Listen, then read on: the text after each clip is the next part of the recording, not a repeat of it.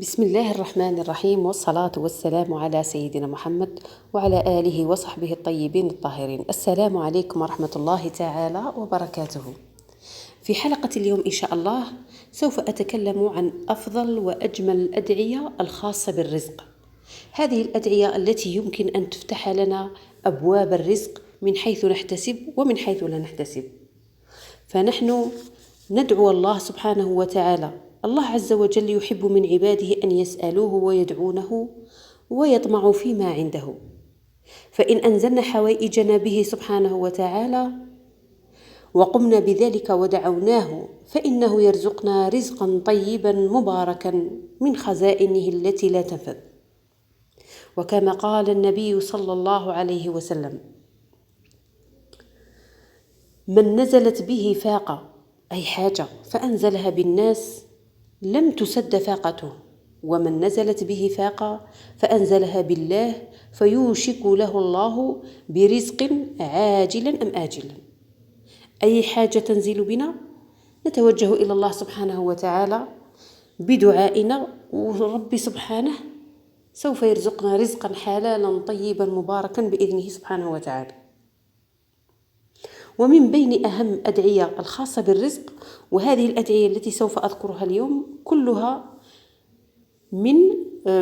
مأخوذة عن النبي صلى الله عليه وسلم، واردة عن النبي صلى الله عليه وسلم. من أهم هذه الأدعية عن الدعاء الأول، وهو دعاء عظيم. هذا الدعاء نصه: اللهم أكثر مالي وولدي وبارك لي فيما أعطيتني. اللهم أكثر مالي وولدي وبارك لي فيما أعطيتني.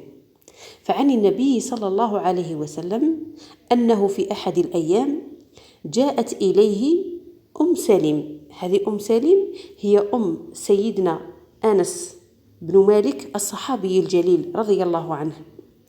وكما نعلم أن سيدنا أنس بن مالك كان خادما عند رسول الله صلى الله عليه وسلم، فجاءت به إلى النبي صلى الله عليه وسلم وقالت له: ادعو له يا رسول الله. فدعا رسول الله صلى الله عليه وسلم إلى أنس بن دعا الله سبحانه وتعالى إلى أنس بن مالك وقال: اللهم أكثر ماله وولده وبارك له فيما أعطيته. فكثر ماله وولده، ويقال بأن كان له بستان لسيدنا أنس بن مالك يثمر في السنة مرتين. نحن نعلم أن البستان إذا كان خاص بالزيتون أو البرتقال يثمر مرة واحدة فقط في السنة، ولكن بستان سيدنا أنس بن مالك كان يثمر مرتين في السنة، وهذا كله ببركة دعاء النبي صلى الله عليه وسلم. إذا كما قال النبي صلى الله عليه وسلم: اللهم أكثر مالي وولدي وبارك لي فيما أعطيتني. أما بالنسبة للدعاء الثاني كذلك هذا عن النبي صلى الله عليه وسلم، هو دعاء بين السجدتين. نحن في السجدتين بين السجدتين نقول: رب اغفر لي ولوالدي، ومنهم من يقول: رب اغفر لي واهديني.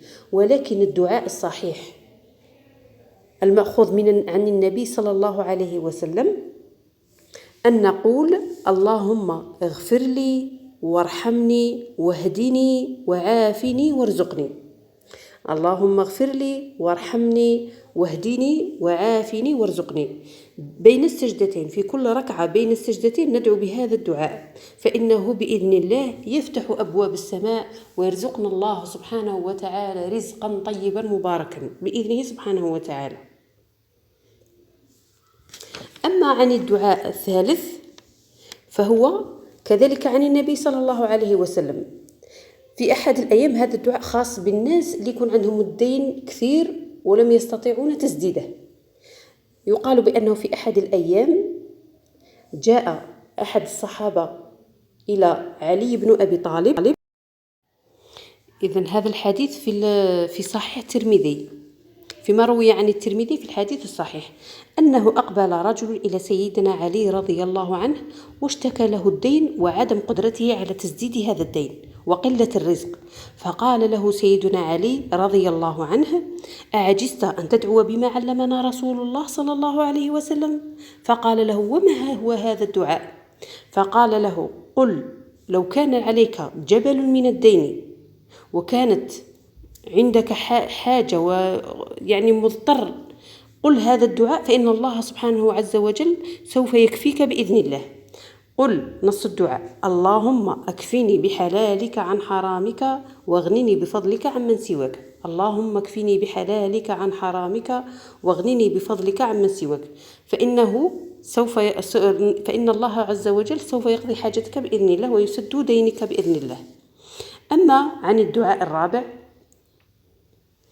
فيقال بأنه في يوم من الأيام جاء ضيف عند النبي صلى الله عليه وسلم، وكان هذا الوقت اللي جاء فيه هذا الضيف كان وقت الغداء أو العشاء، فأرسل سيدنا محمد صلى الله عليه وسلم إلى زوجاته لكي يأتوه بالطعام، فإذا بهم تأخروا لم يأتوا بالطعام، فرفع سيدنا محمد صلى الله عليه وسلم يديه ودعا بدعاء جميل. هذا الدعاء يفتح أبواب السماء بإذن الله، وقال: اللهم إني أسألك من فضلك ورحمتك فإنه لا يملكها إلا أنت.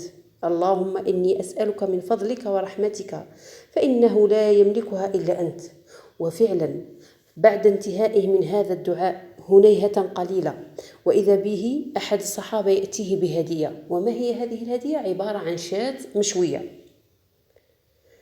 فعلا الدعاء يعني مباشرة استجابه الله سبحانه وتعالى. إذن عندنا الأربع الأدعية هي: الدعاء الأول: اللهم أكثر مالي وولدي وبارك لي فيما أعطيتني. الدعاء الثاني: اللهم اغفر لي وارحمني واهدني وعافني وارزقني. هذا الدعاء بين السجدتين. الدعاء الثالث: اللهم اكفني بحلالك عن حرامك واغنني بفضلك عمن سواك. الدعاء الرابع: اللهم إني أسألك من فضلك ورحمتك فإنه لا يملكها إلا أنت. والاستجابة دعائنا بإذن الله علينا أن نتحرى أوقات الاستجابة، ومن بين أهم أوقات الاستجابة الثلث الأخير من الليل. هذا الثلث الأخير من الليل يبدأ وقت الثلث الأخير من الليل هو عبارة من المغرب إلى الفجر. أما الثلث الأخير الفترة بين المغرب والفجر نقسمها على 3. مثلا عندنا 9 ساعات، نقسمها على 3 تعطينا 3 ساعات. إذا 3 ساعات قبل آذان الفجر تبدأ وقت الثلث الأخير من الليل. مثلا الفجر يأذن على الساعة 4، يبدأ وقت الليل، وقت الثلث الأخير من الليل من الساعة 1 صباحا.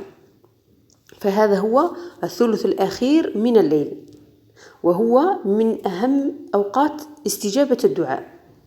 فينزل الله سبحانه وتعالى نزولا يليق بجلالته ويقول: من ذا الذي يسألني فأعطيه، ومن ذا الذي يدعوني فأستجيب له، من ذا الذي يسترزقني فأرزقه، من ذا الذي يستغفرني فأغفر له.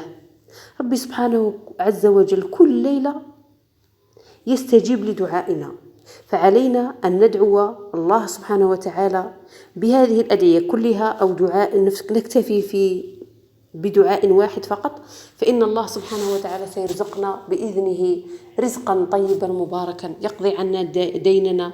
الإنسان اللي خصها الأولاد ربي سبحانه يرزقه بالأولاد، بالأموال، بالسكن، يقضي عليه دينه بإذن الله سبحانه وتعالى. وفي ناس يكونوا مرضى إن شاء الله ربي يشفيهم، كذلك ندعو الله سبحانه وتعالى في هذا الوقت بالشفاء إن شاء الله. والأدعية كلها سوف أتركها مكتوبة في صندوق الوصف إن شاء الله.